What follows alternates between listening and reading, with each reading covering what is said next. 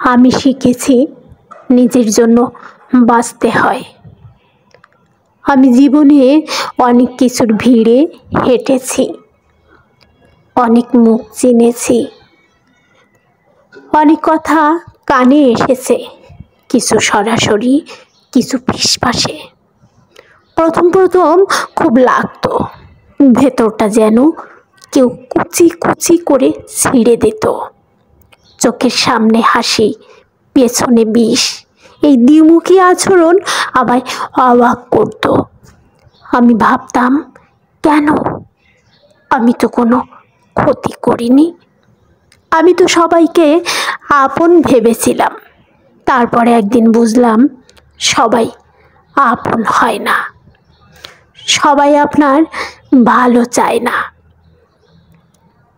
অনেকেই অপেক্ষা করে কখন আপনি হোঁচট খাবেন, কখন আপনি ভেঙে পড়বেন, যাতে তারা আড়ালে দাঁড়িয়ে নীরব আনন্দে ভাসতে পারে। আমি তখন সিদ্ধান্ত নিলাম, আর নয়, নিজের শান্তি, নিজের সম্মান এবার নিজের হাতে রাখবো। কারো কথায় কান দেব না, কারো ছোট করে দেওয়া ভ্রুকুটি আমায় স্পর্শ করবে না। যখন কেউ বলেছে তুমি পারবে না, আমি আর পাল্টা জবাব দেইনি, শুধু মন খুলে হেসেছি। কারণ আমি জানি তারা আমার গল্পের লেখক নয়, আমার গল্প আমি নিজেই লিখব। আমার ব্যর্থতারও মালিক আমি, আমার সাফল্যেরও মালিক আমি। আমি শিখেছি সব প্রশ্নের উত্তর দিতে নেই, সব অপমানের প্রতিবাদ করতে নেই। চুপচাপ নিজের কাজ করে যেতে হয়। চুপ থাকা কোনো দুর্বলতা নয়, বরং ওটাই সবচেয়ে বড় শক্তি। আমি এখন অন্যরকম জীবন বেছে নিয়েছি। যখন অন্যেরা পেছনে কথা বলে, আমি সামনের রাস্তা খুঁজি। যখন ওরা আমাকে ছোট করে, আমি আরও উঁচুতে উঠি। আর যখন বিষ ছড়ায়, আমি গন্ধ শুকি গোলাপের। এখন আমি জানি, কারো জন্য থেমে থাকবো না, কারো ব্যর্থ আনন্দের উৎস হব না।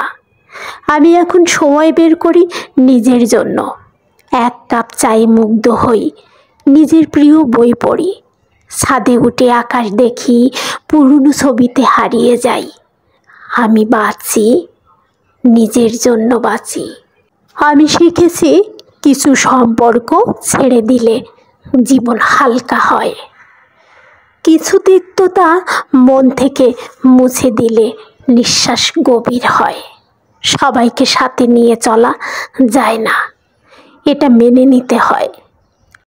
কারণ জীবনের পথে একাই হাঁটতে হয়, নিজের ছায়া সাথে নিয়ে। আজ আমি কৃতজ্ঞ সেই সব আঘাতের জন্য, যা আমাকে ভেঙে না দিয়ে গড়ে তুলেছে, সেই সব একাকিত্বের জন্য, যা আমায় নিজেকে ভালোবাসতে শিখিয়েছে। আমি এখন জানি, আমি কারো প্রমাণ নই, আমি কারো গল্প নই, আমি নিজের গল্প, নিজের সৃষ্টি, নিজের শক্তি।